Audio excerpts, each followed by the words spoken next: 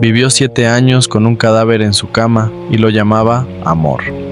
Cuando la policía entró a su casa en 1940, lo encontraron acostado junto a lo que parecía una figura de porcelana. Pero no era una muñeca, era un cuerpo humano, conservado con químicos, alambres, ojos de vidrio y una peluca hecha con cabello real. Aquella figura era María Elena Milagro de Hoyos, una joven que había muerto 9 años antes. Carl Tanzler, técnico en radiología, se había obsesionado con ella cuando la conoció en el hospital de Key West, Florida. Elena tenía tuberculosis. Él decía haber tenido visiones con una mujer morena que sería su verdadero amor, y cuando la vio, creyó que el destino lo había alcanzado. Elena nunca mostró interés en Carl. Él era mucho mayor y extraño. Le regalaba cosas, le escribía cartas, y tras su muerte en 1931, costeó su entierro y mandó construir un mausoleo especial para ella. Iba cada noche, hasta que dejó de ir. Había desenterrado su cuerpo. Se la llevó a casa y la mantuvo en su cama durante 7 años. Reconstruyó su cuerpo con perchas, alambres y telas. Le aplicaba cera para mantener la forma de la piel, perfumes para disimular el olor, y le hablaba como si aún viviera.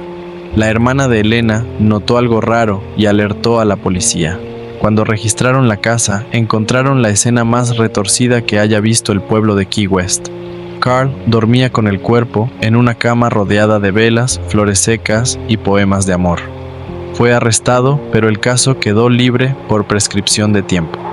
Aún así, la historia recorrió el país. Algunos lo veían como un romántico trágico, otros como un monstruo obsesionado. Carl fue liberado, pasó sus últimos años aislado y, según rumores, construyó una figura nueva parecida a Elena para no estar solo. Murió sin confesar remordimiento alguno. Este no es un cuento de terror, es real, documentado con pruebas y testimonios. Una historia que nos recuerda algo mucho más aterrador que los fantasmas, lo que puede hacer el amor cuando se convierte en una obsesión. Si esta historia te puso los pelos de punta, prepárate porque lo que viene es aún más oscuro. Antes de continuar, suscríbete a mi canal Historias de Terror y activa la campana. Si te atreves, el corazón aún estaba tibio.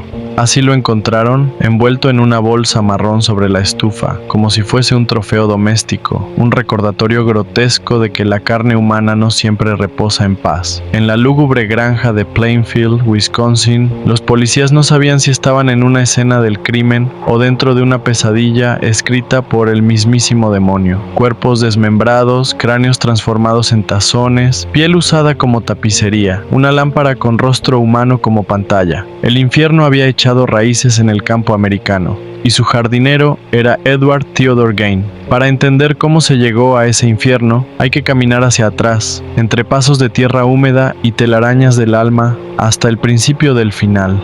Horas antes de la redada, el sheriff del pueblo investigaba la desaparición de Bernice Warden, la ferretera local. Su hijo, sospechando de Gain, guió a los agentes hasta la casa decrépita. Nadie había puesto un pie dentro en años. La puerta trasera estaba asegurada con alambre oxidado, como si el propio Ed quisiera mantener algo encerrado. Al entrar, no hubo gritos, solo un silencio roto por respiraciones ahogadas. Colgada del techo como un animal de caza, abierta de par en par, estaba Bernice. No era la primera. Retrocedamos más. La policía, impulsada por el horror que halló, comenzó a excavar la propiedad. Lo que descubrieron fue una colección de cuerpos profanados, robados de tumbas cercanas. Ed no solo había matado, había reconstruido, brazos de una, piernas de otra, rostros estirados como cuero curtido, todo cuidadosamente conservado. ¿Por qué? Porque Ed Gain no era simplemente un asesino. Era un artesano de la muerte, un devoto de un culto secreto en el que su única deidad era ella, Augusta, su madre. Augusta, religiosa, severa, fanática. Una mujer que odiaba el pecado tanto como a las mujeres y que plantó en su hijo la semilla del miedo, la repulsión y la culpa. Le enseñó que el mundo estaba podrido, que las mujeres eran tentación personificada y que la única verdad era la suya. Cuando murió en 1945, Ed se desmoronó. Su mente, ya desgastada, se rompió. Cerró todas las habitaciones donde ella había vivido, dejando el polvo posarse como un velo sagrado. Solo él dormía en un rincón de la cocina, junto a ratas y recuerdos. Pero ella no lo dejó. No realmente. Ed comenzó a frecuentar cementerios. Abría tumbas con manos temblorosas, pero decididas, buscando cuerpos de mujeres que se parecieran a Augusta, su madre. Las traía a casa, las moldeaba, las cosía, piel por piel, intento tras intento, intentaba revivirla. Fabricó un traje de mujer completo, con la piel de sus víctimas, para vestirse con él, para transformarse en ella. No por placer, no por lujuria, sino porque quería ser su madre, quería volver a estar con ella. Mucho antes de sus crímenes, el pueblo ya lo conocía como un excéntrico. Había trabajado de chico como ayudante de granja, lector empedernido de libros de anatomía, canibalismo y experimentos científicos. Parecía inofensivo, hasta servicial. Nadie imaginaba que ese hombre de hablar pausado y ojos vacíos guardara una galería de horrores tras su sonrisa apagada. Finalmente, el juicio. Lo declararon mentalmente incompetente. Pasó el resto de sus días en un hospital psiquiátrico, pintando paisajes, murmurando oraciones a Augusta y comiendo en silencio. Murió en 1984 por causas naturales, pero en la tierra húmeda de Wisconsin aún se escuchan los ecos de lo que fue, porque los monstruos no nacen con garras. A veces solo tienen una madre que nunca los dejó ir. Si llegaste hasta aquí, gracias por seguir escuchando. Eso ya dice mucho de tu valentía. Aprovecho para invitarte a que te suscribas a Historias de Terror y compartas este video con alguien que también disfrute del miedo bien contado. Sigamos despertando lo que duerme en la oscuridad. La muerte vestía de blanco y nadie lo notó. Cuando Harold Frederick Shipman se colgó con una sábana en su celda, un día antes de cumplir 58 años, el silencio fue más ruidoso que cualquier grito. El médico más prolífico del Reino Unido y su asesino más mortal había decidido que nadie más contaría su historia. Nadie escucharía de sus labios por qué lo hizo. No dejó carta, no dejó rastro de arrepentimiento. Solo dejó atrás más de 200 víctimas y una niebla espesa que nunca se disipó sobre la medicina británica. Para entender a Shipman hay que desandar la línea del tiempo, no desde su nacimiento, sino desde el eco final. Un cuerpo colgando, un expediente sellado y cientos de familias preguntándose si sus madres, abuelas, hermanas o esposas murieron porque él lo decidió. Unos años antes de su muerte, en el año 2000, el Doctor Muerte fue condenado por 15 asesinatos, aunque una posterior investigación oficial, el informe Shipman, de más de 1000 páginas, estimó que el verdadero número de víctimas superaba las 218. La mayoría eran mujeres mayores. La mayoría confiaban en él como se confía en la cruz de un médico, con fe, con entrega, con los ojos cerrados. Lo que los hizo sospechar no fue un cadáver, fue un testamento. Kathleen Grundy, exalcaldesa de Hyde, murió de causas naturales, según el diagnóstico de su médico de cabecera, el Dr. Shipman. Pero su hija no creyó que una mujer sana, activa y sin historial médico pudiera caer muerta de un día para otro, menos aún cuando apareció un testamento dejado a mano, dejando todo a Harold Shipman. El cuerpo fue exhumado. Encontraron morfina en niveles letales. Así comenzó el desmoronamiento. Retrocedamos más. Durante años, Shipman había sido un pilar en la comunidad, un médico que hacía visitas domiciliarias, que consolaba, que sostenía manos temblorosas y ofrecía una sonrisa suave antes de cerrar los párpados de los que no lograban pasar la noche. Nadie sospechaba de él porque era la muerte misma la que se presentaba con estetoscopio y bata limpia. Pero su patrón era frío y repetitivo. Administraba morfina, una dosis letal, normalmente cuando el paciente estaba solo con él. Luego falsificaba los certificados de defunción y a menudo incineraban los cuerpos sin autopsia por recomendación médica. Su firma estaba en los certificados. Su palabra era la última. Más atrás aún, su obsesión con la muerte se remonta a su juventud. Su madre, Vera, enfermó de cáncer cuando él tenía 17 años. Él, su hijo favorito, estuvo a su lado mientras se desvanecía. Recibía morfina a diario y el joven Harold observaba cómo el dolor cedía con cada inyección, cómo los ojos se cerraban en paz. Cuando ella murió, algo se rompió, o algo nació. Una fascinación oscura, la idea de que el médico puede ser el ángel que da descanso, o el verdugo que dicta el final. Se graduó con honores.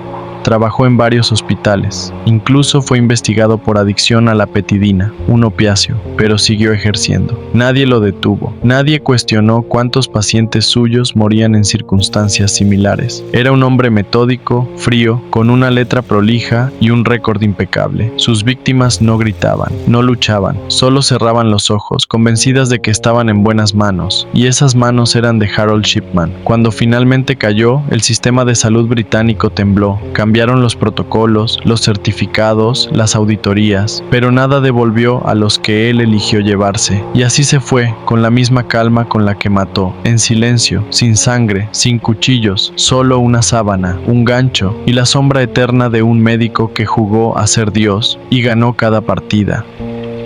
Si esta historia te puso los pelos de punta, prepárate porque lo que viene es aún más oscuro. Antes de continuar, suscríbete a mi canal Historias de Terror y activa la campana. Si te atreves.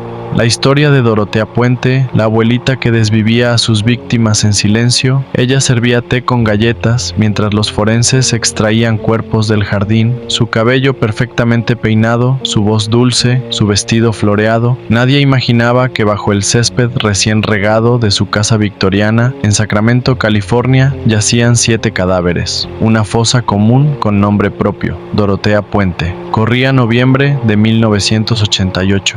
Las autoridades investigaban la desaparición de un hombre con discapacidad mental llamado Bert Montoya, huésped habitual de la pensión que Dorotea regentaba. Cuando excavaron en su jardín, encontraron algo más que tierra húmeda, un zapato, luego un pie y luego una cadena de horrores. La escena era grotesca. No una ni dos, sino 7 personas fueron encontradas enterradas en la propiedad. Personas que habían llegado vulnerables, solas, rotas. Personas que confiaron en aquella amable anciana que prometía techo, comida y cuidados a cambio de una renta social. Personas que nunca salieron vivas. La policía no lo podía creer. Una abuela asesina, una mujer de 59 años, de lentes grandes y voz afable, autora de un crimen tan sistemático y frío. Retrocedamos más. Dorotea había abierto su pensión años atrás, atrayendo a personas en situación de calle, adictos en recuperación y adultos mayores con enfermedades mentales. Ella los recibía con los brazos abiertos, gestionaba sus cheques del seguro social y los cuidaba como si fueran de su familia. Eso creían los vecinos, eso pensaban todos. Pero en secreto, cuando alguno se volvía incómodo o reclamaba su dinero, ella lo envenenaba con pastillas para dormir, envolvía el cuerpo en sábanas y con la ayuda de un inquilino que creyó que solo estaba enterrando basura, lo sepultaba en el jardín trasero. Los cheques seguían llegando. Dorotea los cobraba, firmaba y seguía alimentando su farsa. Nadie sospechaba, porque su fachada era perfecta. Organizaba cenas comunitarias, se vestía con decoro y hablaba con un tono casi maternal. Pero bajo ese disfraz había una mente retorcida, obsesionada con el control y el dinero. Mucho antes, su vida ya era un rompecabezas de engaños. Había sido condenada en los años 80 por fraude y robo de identidad. Había trabajado como cuidadora de ancianos, donde ya se sospechaba de muertes. Cuando finalmente fue arrestada, tras intentar huir y esconderse en Los Ángeles bajo otra identidad, el juicio reveló lo impensable. Al menos 9 asesinatos confirmados, pero posiblemente más. Solo fue condenada formalmente por 3. Pasó el resto de su vida en prisión, donde siguió proclamando su inocencia y hasta mantuvo correspondencia con admiradores, como si fuera una celebridad maldita. Murió en 2011, en la prisión estatal de mujeres de California. Su lápida no lleva adornos, ni flores, ni epitafios, solo un nombre que el viento no se molesta en recordar.